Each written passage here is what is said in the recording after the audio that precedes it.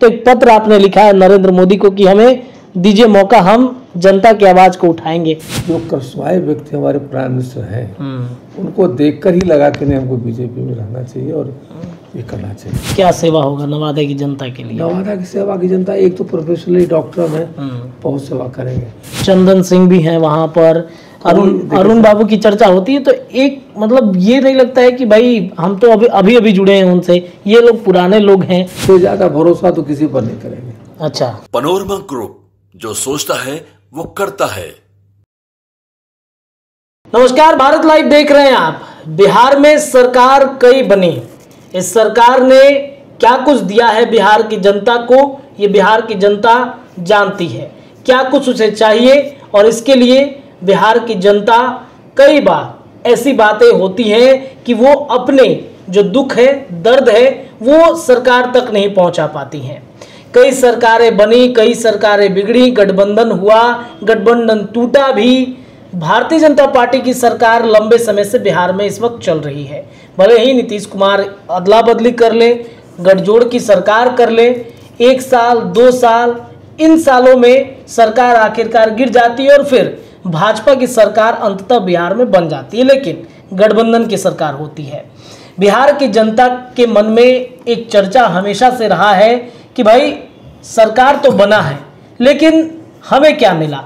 हम बिहार के लोग जो के त्यों वैसे ही, चाहे वो पिछली सरकार में हो या अब की सरकार में हो, वैसे का वैसे ही बिहार बना हुआ है।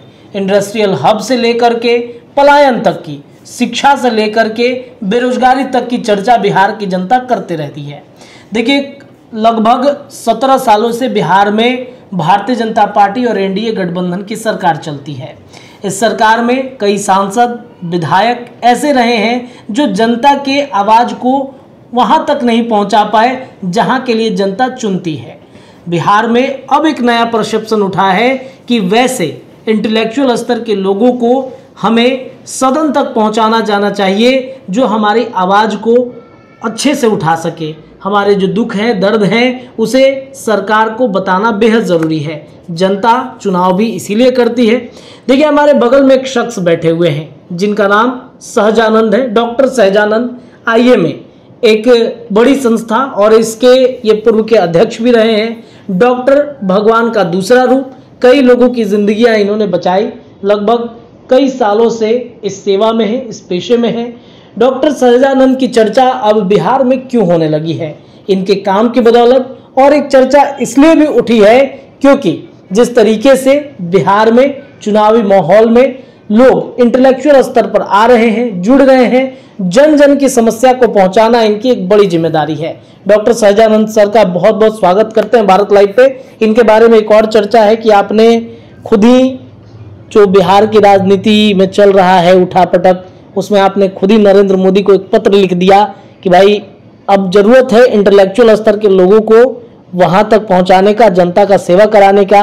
तो एक पत्र आपने लिखा है नरेंद्र मोदी को कि हमें दीजिए मौका, हम जनता की आवाज को उठाएंगे। क्या लगता है, नरेंद्र मोदी आपके पत्र का जवाब देंगे?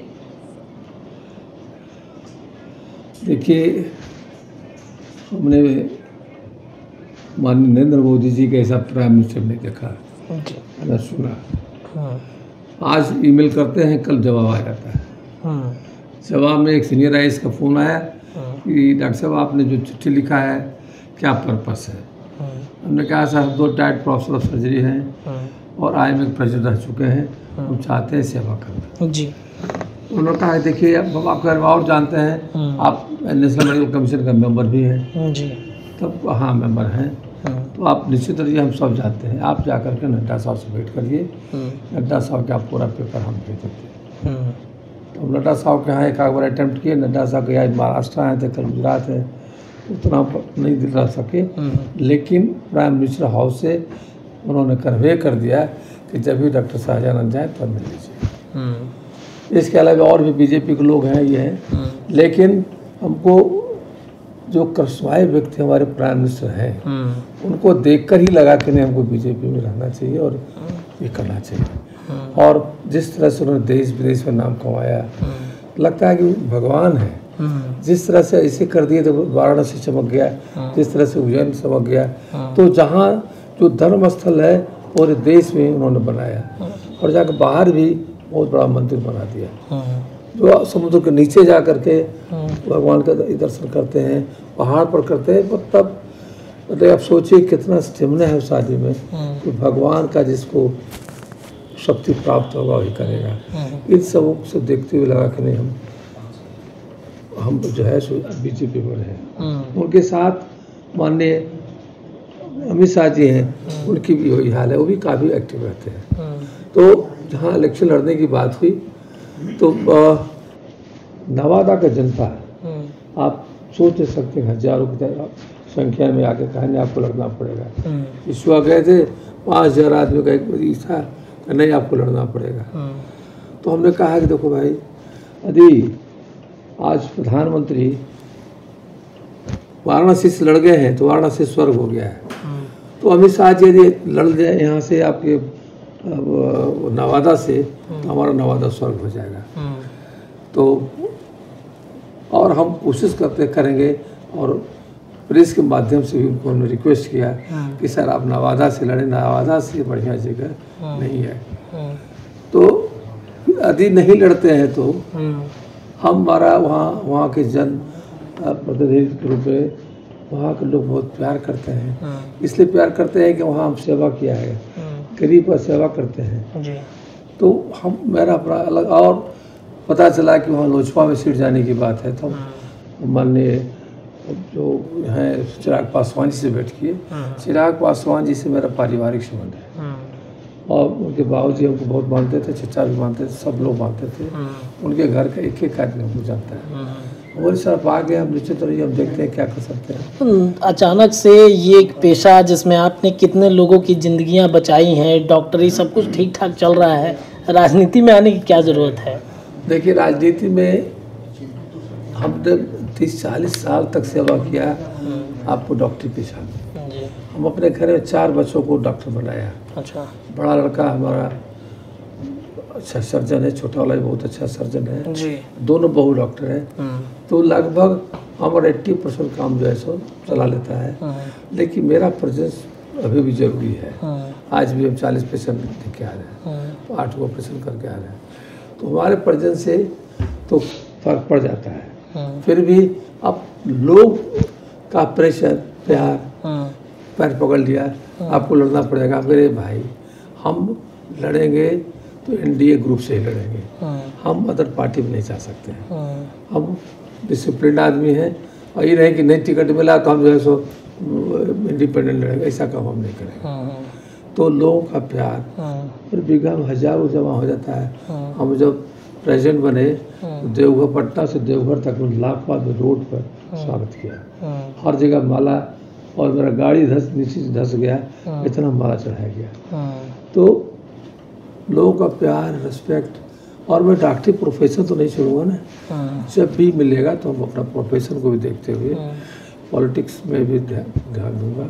और हम लोग के आइन में आओ गाँव चले कि हम लोग कर रहे हैं, उसमें हम गाँव की ओर जा कर के जहाँ कोई डॉक्टर नहीं वहाँ भी इलाज करने की कोशिश करेंगे। और जहाँ तक होगा, यथासंभव होगा, मैं जनता की सेवा करूँगा। अच्छा, नवादा सीट पर क्या लग रहा है कि मतलब इतना राह आसान है? क्योंकि वहाँ पे भी कई दावेदारियाँ, जिस पार्टी की अब बातचीत कर रहे हैं लोजपा की, वहाँ पे कई ऐसे लोग हैं, कई ऐसे कलाकारों की चर्चा होती है कि वो वहाँ पे दावेदारी पेश कर चुके हैं। चिराग पासवान की पार्टी से गुंजन सिंह का नाम आता है। तो आप वहाँ पर कैसे अपना स्पेस ढूंढ रहे हैं? गुंजन सिंह तो पूरा तैयारी के मोड में है, लग रहा है कि मतलब चिराग पासवान आप पे भरोसा करेंगे? हमसे ज़्यादा भरोसा तो किसी पर नहीं करेंगे। अच्छा, इतना जारी है। अच्छा, गुंजन सिंह लड़का है, हम उसको मानते भी हैं, अच्छा कहता है। लेकिन भीड़ जुटा लेना और पब्लिक में अंदर से पैठ होना बहुत फर्क पड़ता है। आप गरीब जनता को क्या सेवा की हो, उस पर डिपेंड करता है।